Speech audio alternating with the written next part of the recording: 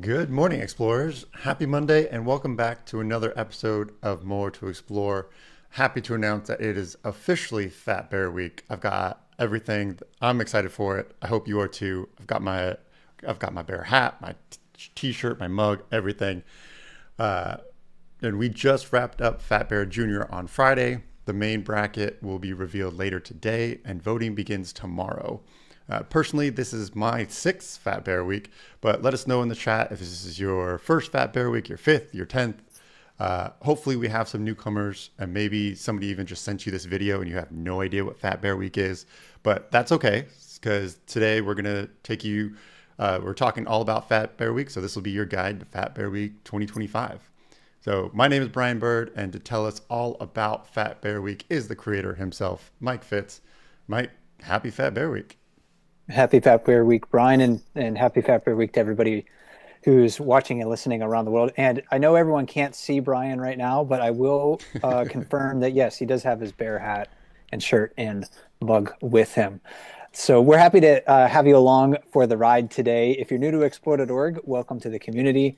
And welcome back to all of our longtime viewers. We are the world's largest live nature cam network with about 190 live cameras all over the world. Right now, we're looking at the world famous Brooks Falls cam. This is located in Katmai National Park. It's looking downstream from the falls right now. These bears are fishing for spawning and spawned out salmon downstream in the falls.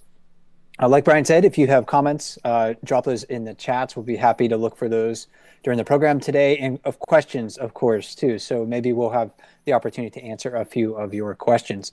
We know that people are already campaigning for bears. In fact, even in the comments, just before we started, Tom McHugh wrote 901, don't call her a glutton. After she wins 2025 Fat Bear Week, she'll be on the spit strutting. So yeah, a little bit of slam poetry going on there in the comments. We do encourage people to campaign for the bears who they think are going to win this year. Brian, the brown bears at Brooks River in Katmai National Park, Alaska, have reached peak fat, as I like to call it. They're bigger now than at any point of the year, and will celebrate their success during Fat Bear Week. Oh, that's right. And to help us kick things off, we do have a special message from Sarah Bruce, a park ranger at Katmai National Park. Hi, everyone. My name is Sarah Bruce, a park ranger at Katmai National Park and Preserve, and it's Fat Bear Week. So we are so excited to kick off the week. Brian and Mike are going to answer a ton of questions for you guys today, and then later at 3 p.m. Alaska time, we will be revealing who the bears in the Fat Bear Week bracket are. So we're really looking forward to this week. I'm really looking forward to see which bear folks are most interested in, which bear folks are connecting with the most. It seems like every year there's a breakout star for these bears of which one folks are most interested in. So I'm excited to see who is going to take that title this year.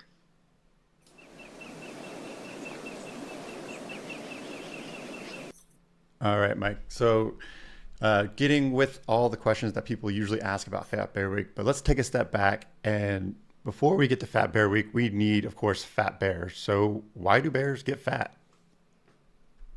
Brown bears in Katmai hibernate during winter, so I don't want anyone to forget that fact. A hibernating bear does not eat, drink, urinate, or defecate. Body fat fuels a bear's wintertime survival. When a hibernating bear burns fat, it produces body heat to keep itself warm, as well as metabolic water to stay hydrated. A hibernating bear is a metabolic marvel. Let's look at last year's Fat Bear Week champ 128 Grazer just as a comparison. She and her cub went into the den with ample body fat, obviously, but once in the den, her body's inherent instincts took over to maintain her health. Any waste products that her body produced were recycled back into usable proteins to keep muscles and organs healthy. Calcium was recycled to keep her bones strong despite a complete lack of exercise. She breathed only 2 to 3 times per minute. Her heart rate declined to about 8 to 10 beats a minute. Her body temperature hovered around 10 degrees Fahrenheit below her body temperature during the active season. So she was also hypothermic during that time. Yet Grazer, like other hibernating bears, was able to keep her cardiovascular system healthy and even heal wounds with little blood circulation, all while essentially in a state of hypothermia. So in short, Brian, bears get fat to survive, and Fat Bear Week is our celebration of their success. Totally. And it's even more remarkable is that not only do bears need to survive the winter in hibernation, but mother bears also give birth while hibernating. So we just had wrapped up Fat Bear Junior last week. Excuse me. And voters chose 128 Junior as the winner, who's 128 Grazer was the winner from last year. And like all cubs, they are born mid-winter. So how are mother bears able to give birth while hibernating? It's really remarkable, and it all comes back to body fat once again. Female brown bears experience a phenomenon called delayed implantation. So they mate in late spring, but any fertilized eggs undergo only a few cell divisions before entering a state of arrested development. So a bear like this, number 901, and this is footage of her from I think earlier this month, she could have fertilized embryos in her, but they haven't implanted in her uterus yet. Implantation occurs and gestation begins when the female bear enters hibernation. And those things only happen, gestation that is, if her body determines that she has enough body fat to support cubs. Hibernation is different for bears than other mammals, partly because they do it with a relatively high body temperature, which might be required to ensure that gestation proceeds for pregnant bears. Like all hibernating bears, though, pregnant bears have a limited supply of energy. Gestation in mammals seems to require a mother to provide her fetus with a lot of protein and sugar, but remember that bears don't eat in hibernation. They don't have extra protein and sugar to share. They do have a lot of body fat. So after a mother bear like Grazer or Bear 26, who had cubs in Fat Bear Junior, or 803, who had cubs in Fat Bear Junior, after those bears give birth, then the mother bears are able to use body fat to produce milk to feed her hunger cubs. This is probably why gestation is so short for brown bears. It lasts about 45 to 60 days for some bears. And bears are the only mammals that can give birth and lactate while in a state of hibernation. Hibernating brown bears possess many amazing adaptations, yet it would not be possible without ample fat reserves fueling their overwinter survival. And so fat is clearly important to the bears. So how do we go from that fact to Fat Bear Week? So let's describe what is Fat Bear Week. Fat Bear Week, in my mind, celebrates the work and success of brown bears at Brooks River in Katmai National Park. In a nutshell, it's a virtual tournament in which the public votes for the bear that they think is the fattest and most successful of the year. It gives us the opportunity to consider the dramatic annual changes in body mass experienced by Katmai's bears, understand the importance of fat to their survival, and raise awareness for the national park and the remarkably healthy Bristol Bay ecosystem. That is a place which supports the last great salmon run on Earth and more bears than people. And this year, voting takes place on Fat Bear Week or fatbearweek.org starting on September 23. The final match happens on Fat Bear Tuesday, which this year is September 30. All right, Mike. So that is Fat Bear Week. And how has Fat Bear Week changed over the years? Well, I got to credit the Rangers. They have done a wonderful job preparing for the event and professionalizing it, which is not something necessarily that I can claim credit for. When I was a Ranger, kind of managing it, it was a bit rougher around the edges than it is right now. Voting originally took place on Facebook, where people voted for the Bears with their likes and reactions. At that time, that was really kind of like the only platform that we could kind of tally votes. Since then, we at Explode.org helped the staff at Katmai National Park move voting off Facebook to a dedicated website, which is fatbearweek.org, so that more people can participate. It's gotten a lot more popular, too, so that's a major change. The first Fat Bear Week tournament was a one-day event in 2014, and I think we had like 1,700 votes total, but the engagement was super high. and it sparked an effort to share it with more people. Last year, in fact, about 1.2 million votes came in or something like that, something crazy. So it's grown and grown and grown. It may grow again this year, just like the Bears Wastelands. But in fact, Brian, let's get to the history of Fat Bear Week right now.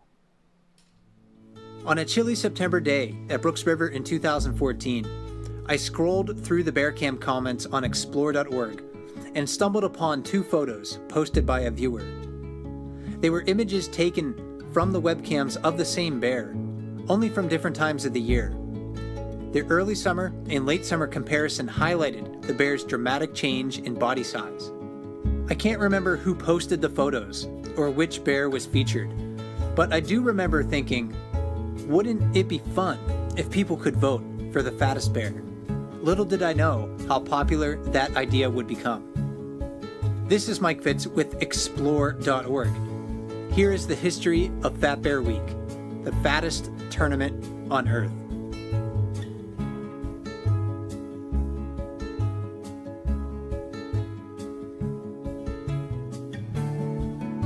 Fat is the fuel that allows bears to endure winter hibernation, a prolonged period of starvation when bears do not eat or drink.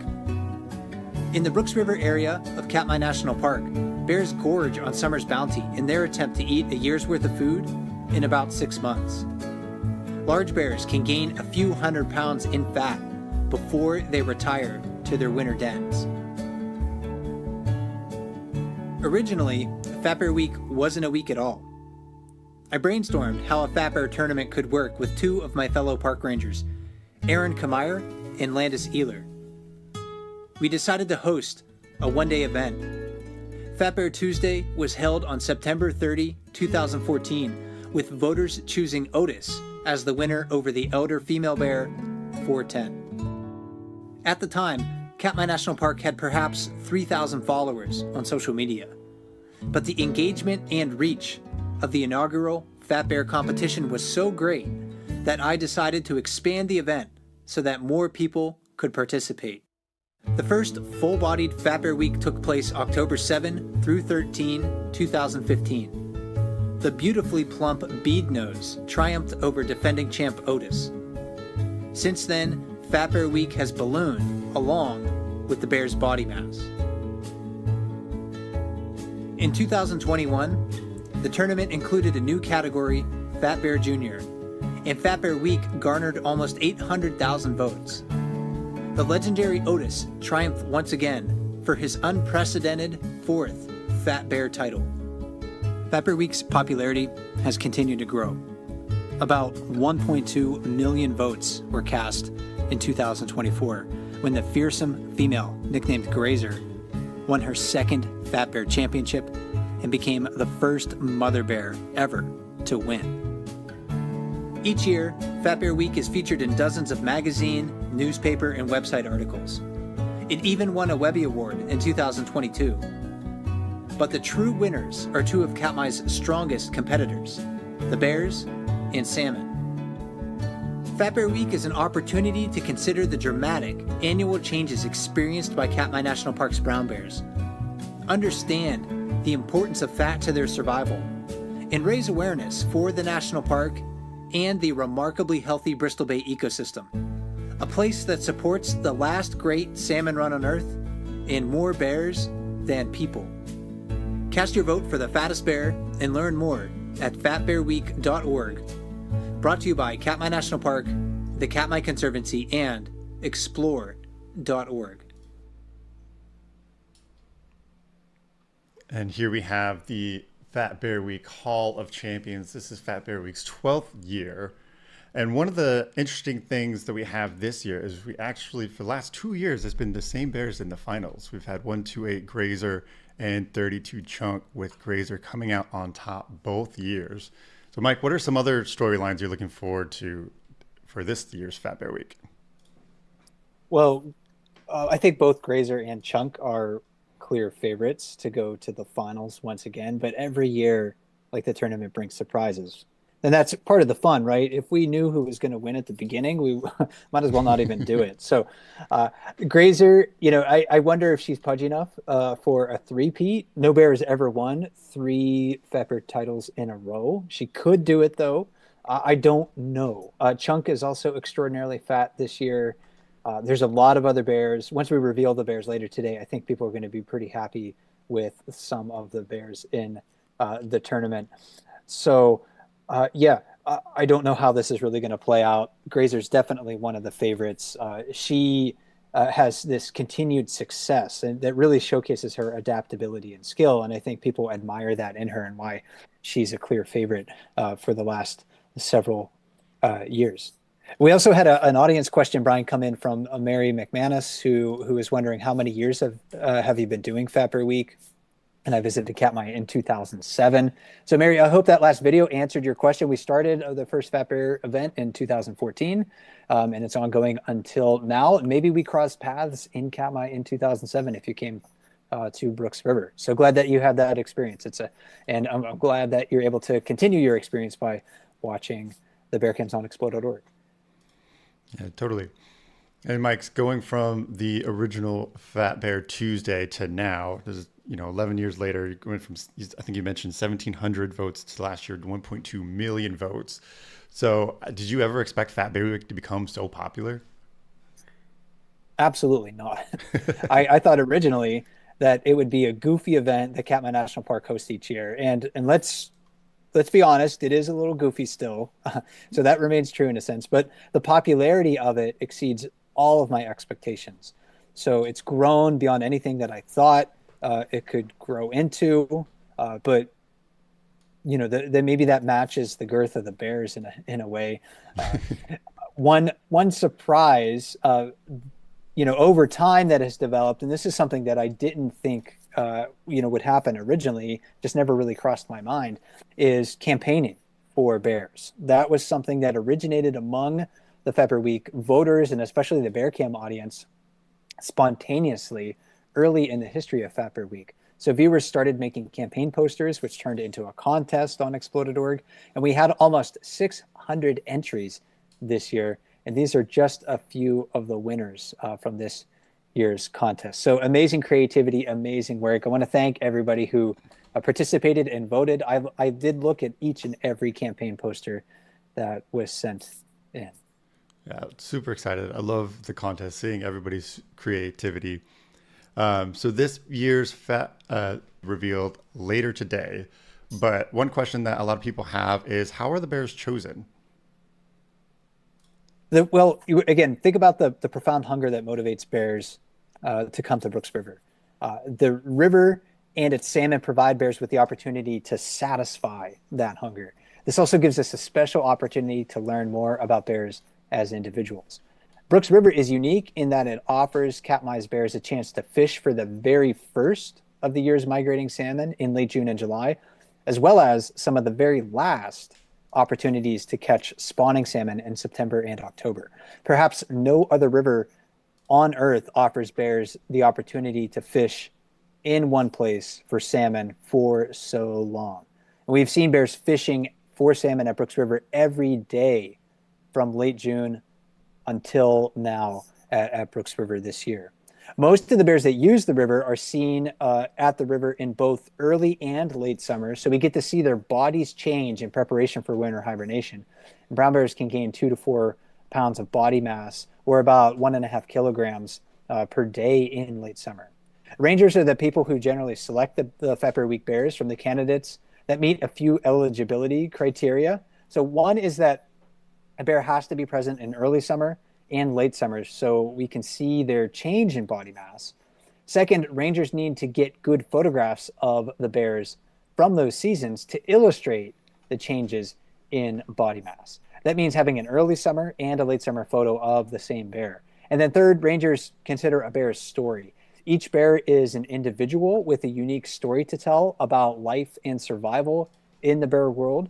And then finally, rangers choose the contestants to ensure that male and female bears, as well as a diversity of meaningful bear stories, are represented in Fat Bear Week. And you can see the side-by-sides from the finalists last year, 128 Grazer and 32 Chunk, just give you an idea of the before and after photos. And then when we talk about Fat Bear Week, the most important way that you can engage is by voting, which starts tomorrow, which of course going to fatbearweek.org and to vote. And I do have, just to give you a little tutorial on the mechanics of it. The website does look a little bit different. This video was taken last year, but here's a quick demonstration on how to vote. All right, here's a quick demonstration on how to vote in Fat Bear Week. So first, go to fatbearweek.org and you'll see the main page here. And you want to scroll down to the polls. Some days there's one poll and other days there are two polls. So this one, we have poll 1. We have the finals of 909 Junior versus 128 Spring Cub. And let's say I want to vote for 128 Spring Cub. I'm going to click on the vote and you'll see that my selection is now highlighted. And then to enter your vote, we need to verify that you are indeed a human. So I'm going to put feedback@explore.org, which of course is our feedback email if you have any questions. And then we're going to double check that you're not a robot by clicking I'm not a robot. And then finally, you're going to click submit vote. And once you see the results, you know that your vote has been counted and you can see what other people have been voting. And always double check to make sure that you go down to poll 2. Today, there's no second poll, but there may be a second one. So be sure to vote in that as well. All right, so that's how you vote. And just to reassure that we only collect the email to verify that you are a person only voting one time. Don't worry, you won't get any spam emails from Explore, purely for just to make sure that the votes are counted correctly. But Mike, just to go over again, when exactly is Fat Bear Week this year where people can vote? Fat Bear Week begins September 23, 2025 with 2 first-round matches. There's no voting on Saturday and Sunday this year, so keep that in mind. But the voting will continue until the final match, which takes place this year on September 30, which we are calling Fat Bear Tuesday. Awesome. And so voting starts tomorrow. And when will people know who is in this year's bracket? They'll know at 7 p.m. Eastern Time, 4 p.m. Pacific, 3 p.m. Alaska, if you're a brown bear up there. I'll be hosting our annual Fat Bear Week bracket reveal along with Rangers Sarah Bruce, Christine Loberg, and Ashley Monaco from Katmai National Park, as well as Naomi Boak from the Katmai Conservancy. So we'll introduce the bears of Fat Bear Week, share insights about their lives. It's one of my favorite programs of the year. Definitely. It's definitely one of my favorite programs to produce as well. And just in case you need a reminder of any of the Fat Bear Week events, if you go to fatbearweek.org and click on that schedule of events link, you can see all of the live events, voting, all of the information there as well. So Mike, so Fat Bear Week is more than just photos of fat bears, but a celebration of a healthy ecosystem. So how can people help support the conservation and protect Katmai's bears and salmon? One way to help is by joining us in a fundraiser coinciding with Fat Bear Week. Donations to the Otis Fund directly support the work of the National Park Service to protect and manage Katmai National Park. And the Otis Fund is managed by the Katmai Conservancy. The Katmai Conservancy is a friends group dedicated to the protection of Katmai National Park. This year, so if we look at what the Otis Fund did, and this is world famous Otis. He is a bear that we no longer see at Brooks River, unfortunately, but he inspired the name of the Otis Fund. And if we look at what the Otis Fund provided for Katmai National Park this year through the Katmai Conservancy, it did a lot. It provided money for research, such as an ongoing aerial survey of Katmai's bear population, baseline studies on bats, bald eagles, and soundscapes in wilderness areas. There was a planned study on the effects of park visitation on brown bears along Katmai's Pacific coast. Importantly, national parks like Katmai are dramatically underfunded by Congress. So in 2025, the Otis Fund helped to provide the money necessary to pay ranger staff salary positions at Brooks Camp and beyond. The park couldn't function as it does without individual people stepping up with small donations and keeping rangers employed at the park. The fundraiser starts this year on September 23 and ends on October 4. You can find out more at katmaiconservancy.org. We'll also have links to the fundraiser on explore.org and our social media channels. I understand though that not everyone has money to donate. That's okay. I've been there. I know what it's like. So you can consider helping Katmai's brown bears and salmon in other ways. If you eat salmon, then avoid farm salmon and buy wild caught Bristol Bay sockeye salmon. Eat like a brown bear in Katmai. This supports the communities surrounding Katmai National Park and emphasizes the need to ensure that spawning habitat for salmon is protected. We need our elected leaders to understand that habitat for wildlife is vital for a healthy planet and thriving human societies. They must increase their efforts to protect wildlife habitat and freshwater ecosystems and ocean ecosystems from further harm. National parks are grossly understaffed and underfunded. Congress and presidents love to tout the grandeur of parks, but they do a terrible job of supporting the staff who are devoted to parks. So let those in Congress know they need to do a better job. And we can reduce our consumption of most everything, but especially plastic, much of which ends up in the ocean, which affects wild fish like salmon. And then importantly, and this is also a very important thing you can do, you can share your love of Katmai's bears and salmon with other people. Fat Bear Week is a great way to do that. The more people that are aware of Katmai and its wonders, the more likely we are to make the effort to protect this place for the future. Awesome. Well said, Mike. And once again, here is the list of events coming up. But as we mentioned, voting begins tomorrow. But definitely come back for the Fat Bear Week bracket reveal today, 3 p.m. Alaska, 7 p.m. Eastern. And with that, that is our show. That is your guide to Fat Bear Week 2025. So if you have any more questions, if you're watching this as a recording, drop it in the comments below. We'll hopefully be there to answer them. And be sure to check out our regular programming, including a play-by-play tomorrow and the weekly Bear Cam live chat on Wednesday. So thank you everyone for joining us today. I want to give a special thank you, of course, to our moderators and camera operators and my co-host, Mike Fitz. So come back again for the bracket reveal later today, 3 p.m. Alaska, 7 p.m. Eastern. And until then, happy Fat Bear Week.